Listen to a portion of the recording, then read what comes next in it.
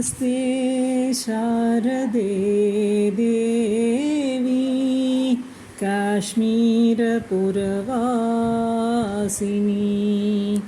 त्वामहं प्राप्तये नित्यं विद्यादानं च देहि मे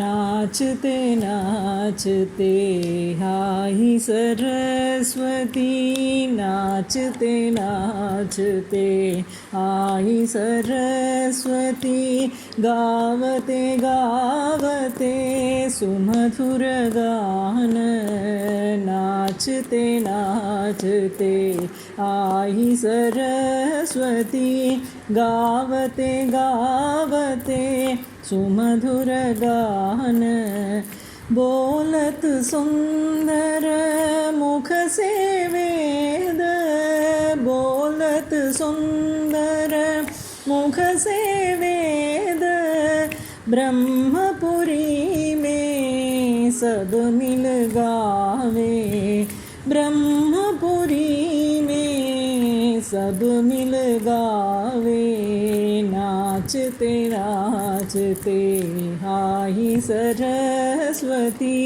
गावते गावते सुमधुर गान नाचते नाचते मैत्रीं जन भजत अखिल हृदयेत्री मैत्रीं भजत अखिल हृदयेत्रीं आत्मवदेव परानपि पश्यत आत्मवदेव परानपि पश्यत युद्धं त्यजत स्पर्धां त्यजत युद्धं त्यजत स्पर्धां त्यजत त्यजत परेषु अक्रममाक्रममां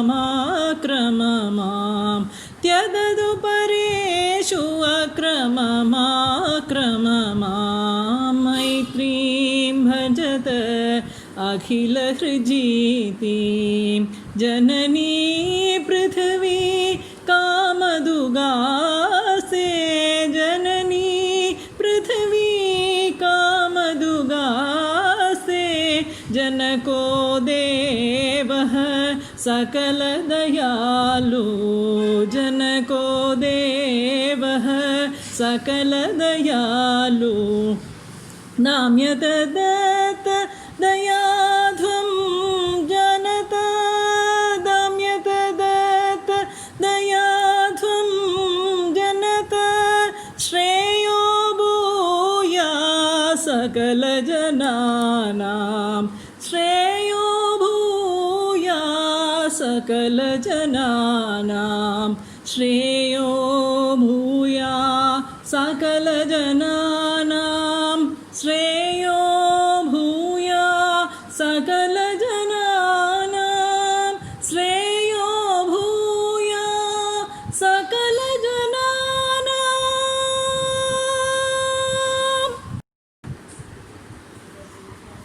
Maitrim Bhajata. This song was sung by M.S. Subbulakshmi in United Nations Assembly. The song is written by Jagadguru Chandrasekhara Swami of Kanchi. The theme of the song is cultivate friendship and humanity. Look upon others as similar to yourself. Forgo unrightful aggression. That means മറ്റുള്ളവരെയും നമ്മൾ മനുഷ്യത്തോടു കൂടിയും നമ്മളുടെ സ്നേഹത്തോടും വാത്സല്യത്തോടു കൂടിയും കാണുക. അവരെയും നിങ്ങളെപ്പോലെ തന്നെ കാണുക. മറ്റാരും വേർപെട്ട് നിൽക്കുന്ന ശരീരമാണെങ്കിൽ കൂടി അവരും നമ്മളും ഒരേ ആദിയിൽ നിന്ന് തന്നെ എത്തിയതാണ് എന്നുള്ള സവിശേഷതയെ സൂചിപ്പിക്കുന്നു. ആരോടും വൈരാഗ്യമില്ലാണ്ട് ഇരിക്കുക, വ്യക്തി വൈരാഗ്യമില്ലാണ്ടിരിക്കുക. ഇതാണ് ഈ പാട്ടിൻ്റെ തത്വം. ഇതിൽ അവസാനത്തെ വരി, the last line of the song, if you have observed, it says Damyata Datta Dayadhvam. This relates to a ancient story. Ancient saint and king Prajapati had 3 sons. So earlier days the teacher was father himself to the children. So once the Diksha was over, the father advises them of the. So this the word significantly means 3 things. The first set of people, that is God, or you can say that those who do good to others, those who think good of others, those who always serve for others in all good means, they are actually classified as gods. ദൈവം എന്നുള്ള ആ classification, Prajapati എന്ന് പറഞ്ഞ സന്യാസി, ആ മഹാത്മന് 3 കുട്ടികളുണ്ടായിരുന്നു. പണ്ടത്തെ കാലത്ത് അച്ഛൻ തന്നെയാണ് കുട്ടികൾക്ക് ഗുരു. ദീക്ഷയൊക്കെ കഴിഞ്ഞു അച്ഛൻ മക്കൾക്ക് ദാ എന്നുള്ള വാക്ക് ദീക്ഷ കൊടുത്തു. ദാ എന്നുള്ളതിൻ്റെ മീനിങ് എന്താണെന്ന് കുട്ടികൾ ചോദിച്ചു. So the father explains like this. The is Dhamyata. Dhamyata means Dhamam. Dhamam means control yourself. Whatever you do, it is not you who are doing that. It is done by a supreme force. The command is given by the supreme force. So he, in the form of you, who is making you to do all the things in life. So always have control in your thoughts, control your senses, control in your words, control in your actions, control in everything, and always think that you are not doing that. The work is done by somebody else, but in the form of you. That is Dhamyata. This was well observed by gods. ഇത് ദൈവത്തിൻ്റെ മഹത്വമാണ്. ധമ്യത, ദാമം, അതായത് നിങ്ങളുടെ മനസ്സിനെയും ശരീരത്തിനെയും ഒക്കെ control ചെയ്ത് ഒരേ ആളിൽ തന്നെ അത് കോൺസെൻട്രേറ്റ് ചെയ്യാനുള്ളത്. നിങ്ങളല്ല എക്കാര്യവും ഈ ഉലകത്തിൽ നടത്തുന്നത്, എല്ലാം നടത്തിക്കുന്നത് ആ പരാത്പരനാണ്. അദ്ദേഹം വേറെ വേറെ രൂപങ്ങളെടുത്ത് ആ ആൾക്കാരിൽ കൂടെയോ ആ വസ്തുക്കളിൽ കൂടെയോ ആ മൃഗങ്ങളിൽ കൂടെയോ ആ എന്താ പറയുന്നത് ജീവജാലങ്ങളിൽ കൂടെയോ തനിക്ക് വേണ്ടിയ കാര്യങ്ങൾ ചെയ്യുന്നു. അപ്പോൾ നമ്മൾ ഞാൻ എന്ന അഹംഭാവത്തെ വിട്ട് ഞാനല്ല ചെയ്യുന്നത്, എന്നെക്കൊണ്ട് ആരോ ചെയ്യിപ്പിക്കുന്നു, ഞാൻ അതിനൊരു ആ കയറിൽ പിടിക്കുന്ന ഒരാൾ മാത്രം എന്ന് വിചാരിക്കുക. Second, the. This actually signifies the second set of people. Dhanam, charity, charitable men. Okay. So, what is the next pious phenomenon, pious objectivity of life? Giving, donating whatever we have to others. Who are the food producers of the world? Plants. We are eating what plants are preparing with the help of sunlight and water. All of us have studied the process of photosynthesis. They are called as food factories, plants. Even animals are dependent on plants, but animals also kill other animals. Do we human beings need that character as animals? Do we need to kill animals for our survival, for our food? Think of it for a moment. I am not against non-vegetarians. Please pardon me. Just a food for your thought. every single living being or non-living being in this universe has its existence. We are not here to detach that, or we are not here to pull away the freedom of their existence. So charitable men. So that is the next set of people. So രണ്ടാമത്തെ വിഭാഗം ആൾക്കാരെ Datta. So that also, അതിനും ദാ എന്നുള്ള വേർഡുണ്ട്. അതായത് ഇഷ്ടം പോലെ ദാനം ചെയ്യുന്ന മനുഷ്യർ. Okay. Third set of people, ദയാധ്വം. ദയാധ്വം ഇൻഡിക്കേറ്റ്സ് മേഴ്സി. Be merciful. കരുണയോടും പ്രേമത്തോടും കൂടി ബാക്കിയുള്ളവരെ കാണുക.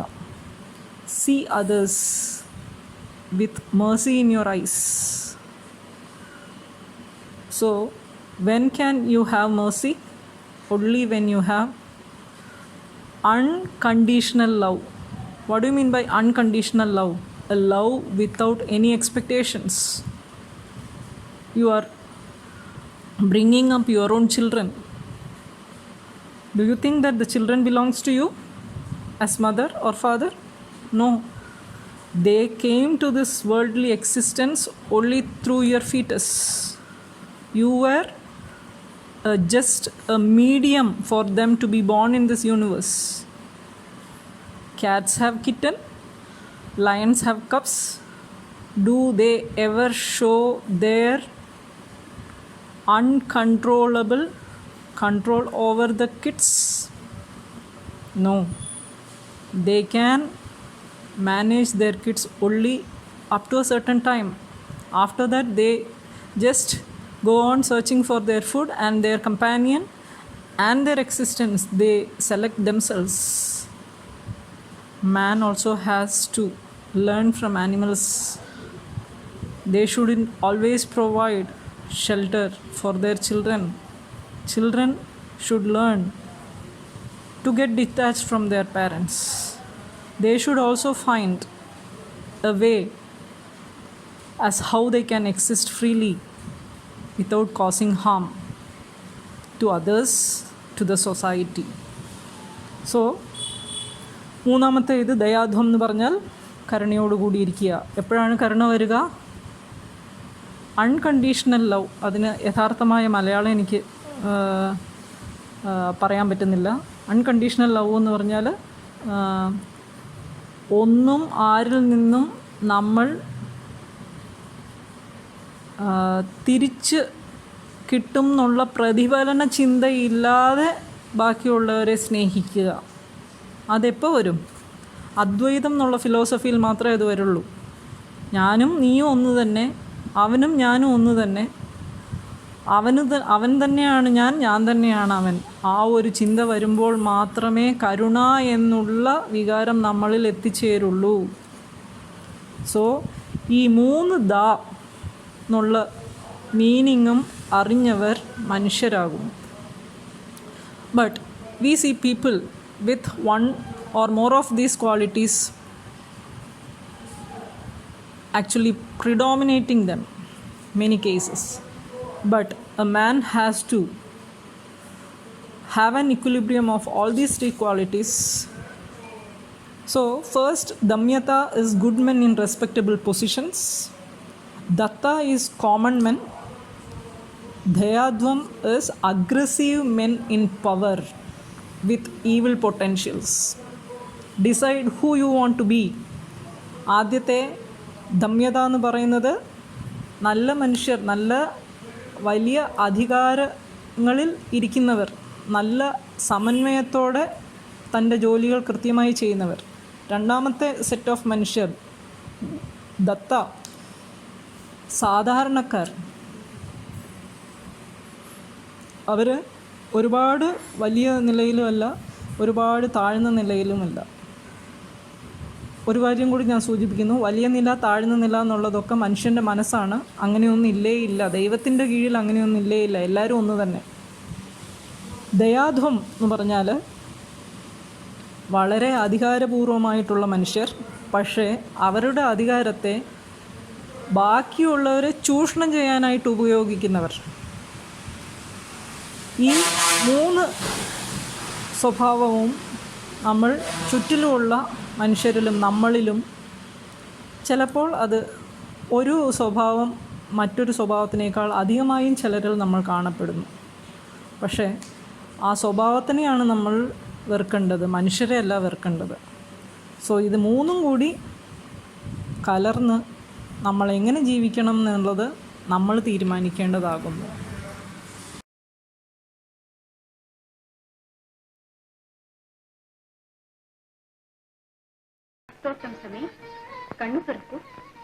മഹാഭാഗ്യം, വിദ്യാരൂപിണി, സകലകലാ സ്വരൂപിണി, ഈ ഭക്തന്റെ നമസ്കാരം. വേദാന്ത വിജ്ഞനായ നിനക്ക് എന്ത് വരമാണ് വേണ്ടത്? വാണിമാതേ, അവിടുത്തെ സന്നിധാനം കേരളത്തിലുണ്ടാകുന്നതിന് വേണ്ടി ഇവൻ പ്രാർത്ഥിക്കുന്നു. വിഷമമുള്ള കാര്യമാണ് നീ ആവശ്യപ്പെടുന്നത്. ഈ ചാമുണ്ഡി ക്ഷേത്രത്തിൽ നിന്ന് ഞാൻ പോന്നാൽ ഇവിടെ നാശോന്മുഖമാകും. അങ്ങനെ കൽപ്പിക്കരുതേ. ഇത്രകാലം ദേവി ഇവിടെ സന്നിധാനം ചെയ്ത് ഈ നാട്ടുകാരെ അനുഗ്രഹിച്ചില്ലേ? ഇനി എന്റെ നാട്ടിലേക്ക് എഴുന്നള്ളി അവിടുള്ള ഭക്തകോടികളെ അനുഗ്രഹിച്ചാൽ ദേവിയെ ദർശിക്കാനായി ഇത്ര ദൂരം വന്നെത്താൻ കഴിവില്ലാതെ എന്റെ നാട്ടുകാർ നിരാശരായി കഴിയുകയാണ്. അവർക്ക് വേണ്ടിയാണ് ഞാൻ പ്രാർത്ഥിക്കുന്നത്. ദേവി അത് നിരസിക്കരുതേ. ശരി, വരപ്രസാദം സിദ്ധിച്ച നിന്റെ ആഗ്രഹം നിറവേറ്റിത്തരാൻ ഞാൻ നിശ്ചയിച്ചു. നിന്നെ പിന്തുടർന്ന് ഞാൻ കേരളത്തിലേക്ക് വരാം. നിനക്കിഷ്ടമുള്ള സ്ഥലത്ത് പ്രതിഷ്ഠിച്ചു കൊള്ളുക. പക്ഷേ ഒരു വ്യവസ്ഥ. എന്താണ്? ഞാൻ നിന്നെ അനുഗമിക്കുമ്പോൾ ഒരു കാരണവശാലും തിരിഞ്ഞു നോക്കരുത്. നോക്കിയാൽ പിന്നെ ഞാൻ പിന്തുടരുകയില്ല. ഇല്ല, ഞാൻ തിരിഞ്ഞു നോക്കുകയില്ല. ശരി, നടന്നോളൂ.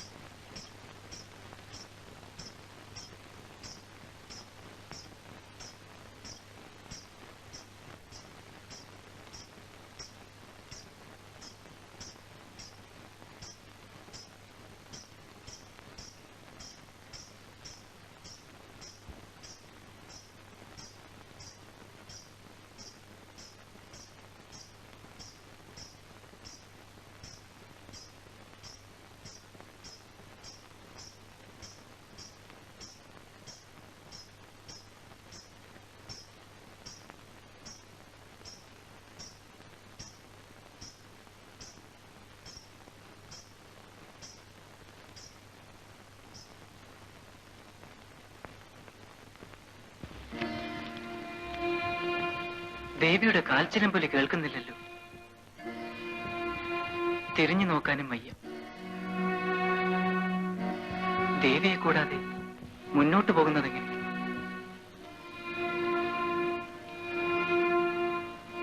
അയ്യോ ദേവി, മാപ്പ്. ഇവന്റെ അപരാധത്തിന് മാപ്പ് നൽകിയാൽ നിവൃത്തിയില്ല. നീ നമ്മുടെ വ്യവസ്ഥ ലംഘിച്ച നിലയ്ക്ക് ഇനി നിന്നെ പിന്തുടരാൻ നിർവാഹമില്ല.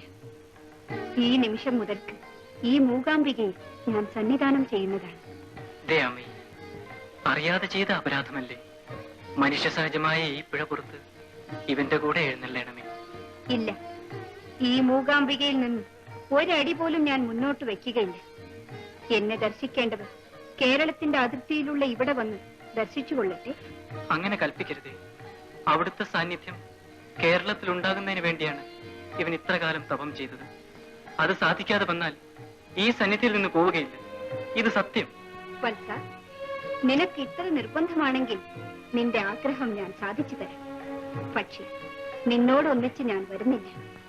നിന്റെ നാട്ടിലെ ചോട്ടാനിക്കര ക്ഷേത്രത്തിൽ എന്നും രാവിലെ നിർമാല്യം നട തുറക്കുന്നത് മുതൽ ശ്രീബലി കഴിയുന്നത് വരെ എന്റെ സാന്നിധ്യം ഉണ്ടായിരിക്കും. അതിനുശേഷം ഞാൻ ഈ മൂകാംബികയിലേക്ക് പോരും. അതുകൊണ്ട് കേരളത്തിലെ ഭക്തന്മാർ ചോട്ടാനിക്കരയിലെത്തി രാവിലെ ശ്രീബലി വരെയുള്ള സമയത്ത് എന്നെ ഭജിച്ചാൽ ഉദ്ദിഷ്ട ഫലം സിദ്ധിക്കും. ഇനി സമാധാനമായി നാട്ടിലേക്ക് പോകൂ. ദേവിയുടെ ദയാവായ്പിന് നമസ്കാരം. ദേവി.